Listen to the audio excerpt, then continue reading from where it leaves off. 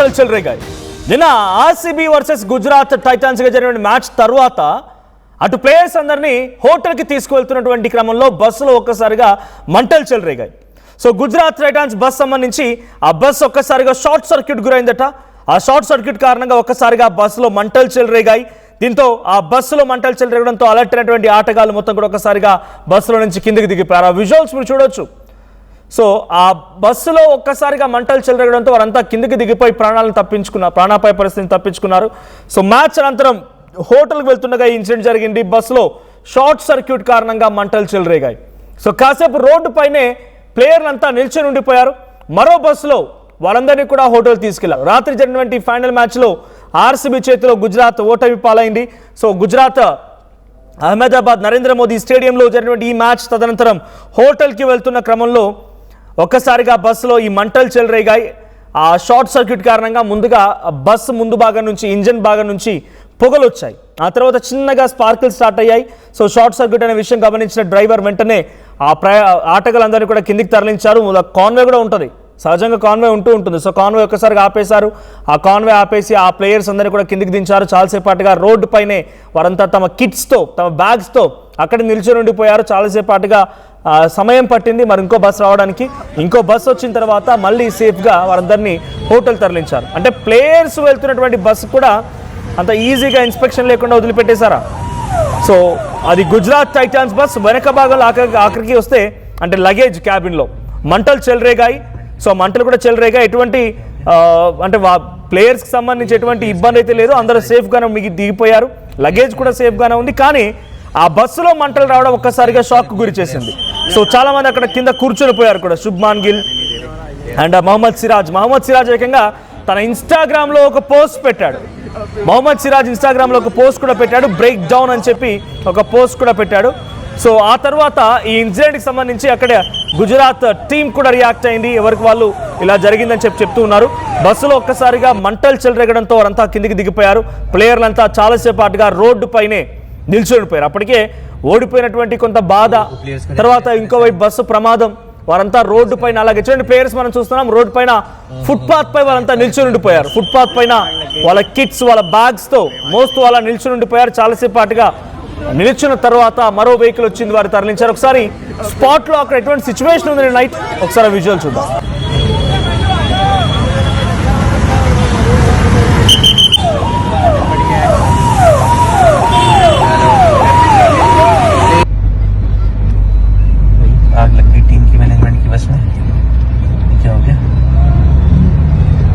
Players खड़े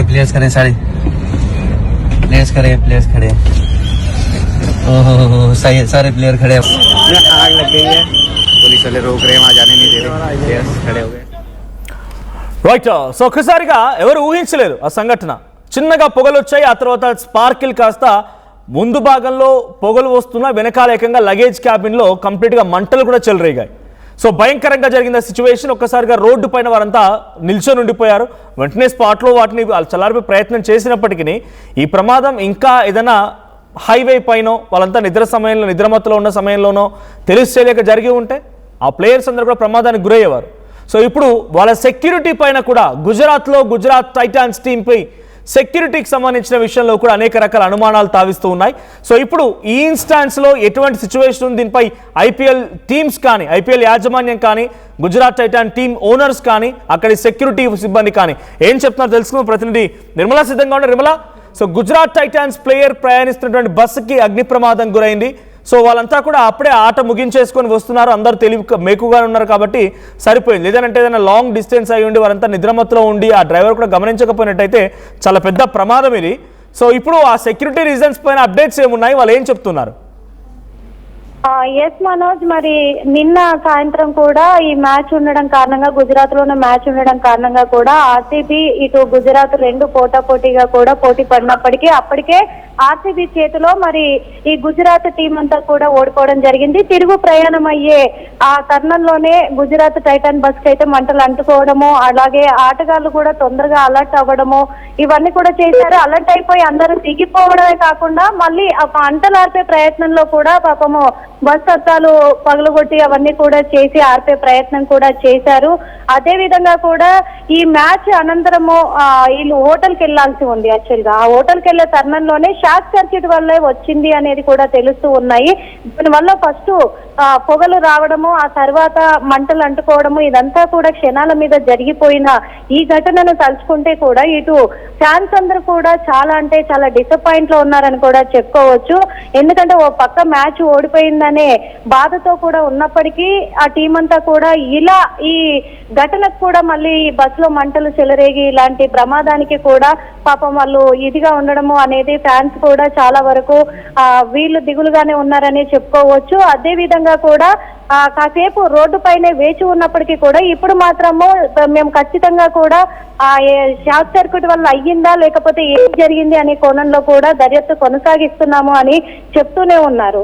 మళ్ళీ ఆ తర్వాత ఈ మంటలన్నీ ఆర్పే ప్రయత్నం జరిగినప్పటికీ కూడా తర్వాత వేరే బస్సు పిలిపించి కూడా దాని ద్వారా వాళ్ళను హోటల్ కి తరలించడం కూడా జరిగింది. ప్లేయర్స్ అందరినీ కూడా ఏది ఏమైనప్పటికీ మొత్తం మ్యాచెస్ ఐపీఎల్ మ్యాచ్ అనేది కూడా మొత్తము చివరి దశకు చేరుకునే ఈ తరుణంలో ఇలాంటి ఘటన సంభవించడం అనేది ఇది ఒక కొంచెము మామూలుగా ఒక ప్రమాదానికి గురైన ఘటనగానే గుర్తిస్తూ ఉన్నారు. అదే విధంగా ఇది ఒక అపశకనం లాగా కూడా కొద్దిగా ఫీల్ అయినట్టుగా కూడా తెలుస్తూ ఉంది. ఏంటి ఇది ఈ పరిణామాలు అని చెప్పేసి కూడా అంటూ ఉన్నారు. అదే విధంగా అక్కడ ఉన్న డిపార్ట్మెంట్ అధికారులంతా కూడా ఖచ్చితంగా కూడా దర్యాప్తు కొనసాగిస్తూ ఉన్నాము.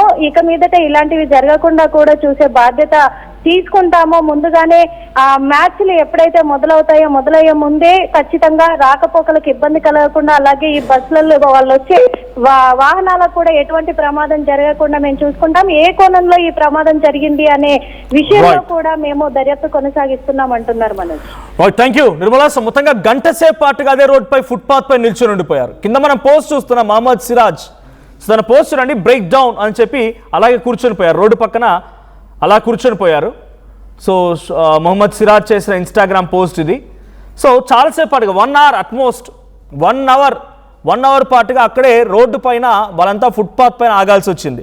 సో శుభ్మన్ గిల్, మొహమ్మద్ సిరాజ్, చాలామంది ప్లేయర్స్, గుజరాత్ టైటన్స్ సంబంధించిన ప్లేయర్స్ అందరూ కూడా గంట సేపు పాటుగా అలాగే రోడ్డుపై నిల్చున్నారు. ఆ తర్వాత మరో వెహికల్ వస్తే ఆ వెహికల్ వారందరూ కూడా సేఫ్గా హోటల్ తరలించారు. కానీ నిజంగానే ఇక్కడ కనుక వాళ్ళంతా మెలకువగా ఉండకుండా ఉంటే, వాళ్ళంతా నిద్రమత్తులో పోయి ఉంటే, ఏదైనా లాంగ్ డిస్టెన్స్ కనుక ట్రావెల్ చేయాల్సి ఉంటే, నాకు తెలిసి అంత లాంగ్ డిస్టెన్స్ బస్సులో ట్రావెల్ చేయరు. బట్ ఇఫ్ ఇన్ కేస్ ఏదైనా విత్ ఇన్ నియర్ బైలో ఒక 100-200 కిలోమీటర్స్లో వెళ్ళాలనుకునే ఆలోచన కనుక ఉంటే, దాంట్లో ట్రావెల్ చేసి ఉంటే సిచ్యువేషన్ ఎలా ఉండేది? వారంతా కూడా ఈ ప్రమాదంలో చాలా ఇబ్బందులు పడేవారు. చాలా తీవ్రంగా ఒక తీరని విషాదం మిగిలేది. సో వాళ్ళు వెళ్తున్నటువంటి వెహికల్లో కూడా ఇది అనుకోని సంఘటన అయినప్పటికీ దాని బస్ మెయింటెనెన్స్ ఎలా ఉంది, షార్ట్ సర్క్యూట్ అయింది. రీసెంట్ డేస్లో మనం చూస్తున్నాం ఎన్ని రకాలుగా షార్ట్ సర్క్యూట్ అయిపోయి బస్సులు తగలబడిపోతున్నాయనేది. Kurnool incident, Chevella bus accident, 1-2 ఎన్ని బస్ యాక్సిడెంట్లు, ఎన్ని బస్ ఇన్సిడెంట్స్ చూస్తున్నాం, ఫైర్ ఇన్సిడెంట్స్. సో ఇప్పుడు అటువంటి మాదిరిగానే దాదాపుగా ఇది కూడా జరిగిందని అర్థమవుతోంది.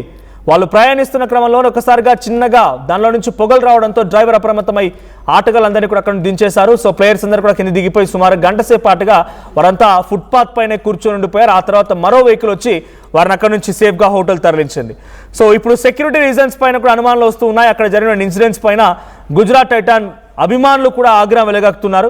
సో గుజరాత్లో అహ్మదాబాద్ వేదిక జరిగిన నరేంద్ర మోదీ స్టేడియంలో జరిగిన మ్యాచ్లో ఆర్సీబీ పైన గుజరాత్ టైటాన్స్ ఓటమి పాలై అప్పటికే తీవ్ర నిరాశలో ఉన్న సమయంలోనే ఇప్పుడు ఈ బస్సు ప్రమాదం మరింత షాక్ గురి చేసింది వారిని. సో ఏదేమైనా ఇప్పుడైతే safe, everything is going good. But ఈ ప్రమాదంలో బస్సు మాత్రం దాదాపుగా 50% పూర్తిగా అండర్ బస్, అంటే బస్సు కింది భాగం మొత్తం కూడా దగ్ధమైనట్టు తెలుస్తోంది. प्लेयर्स खड़े सही सारे प्लेयर खड़े आग लग गई है, पुलिस वाले रोक रहे हैं, वहाँ जाने नहीं दे रहे, प्लेयर्स खड़े हो गए.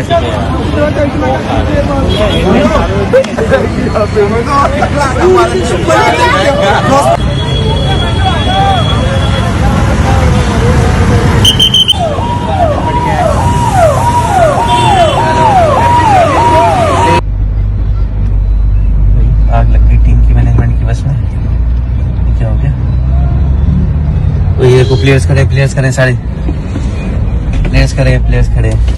నేడు విడుదలైన జేఈఈ అడ్వాన్స్ 2026 ఫలితాల్లో సౌత్ ఇండియా నంబర్ 1 గా ఆల్ ఇండియా ఓపెన్ కేటగిరీలో 4th rank, Telangana best rank Sri Chaitanya Hyderabad విద్యార్థిదే.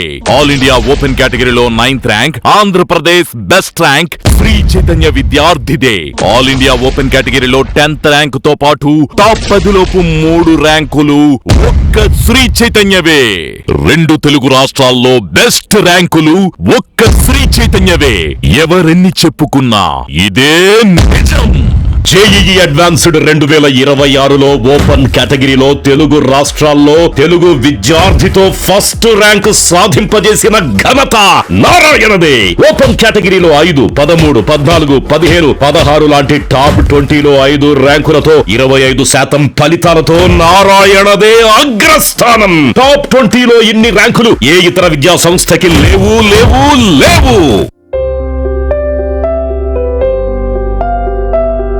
చిన్న చిన్న ఆనందాలు 35 ఏళ్లుగా నా జీవితంలో లేవు. 35 ఏళ్లుగా నేను డైపర్లలో బ్రతికాను. 6 సెంటీమీటర్ల ఫిస్టులా నా మూత్రాశయంలో లీక్ కారణమైంది.